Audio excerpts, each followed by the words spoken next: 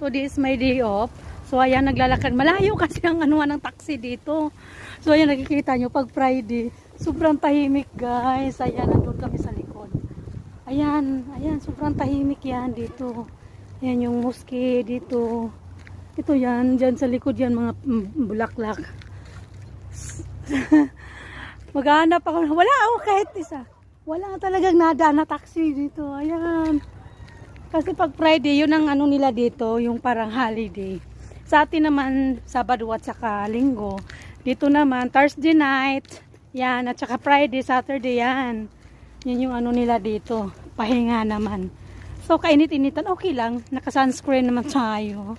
Sunscreen naman tayo. Sunscreen! Oo. Imported, char, imported.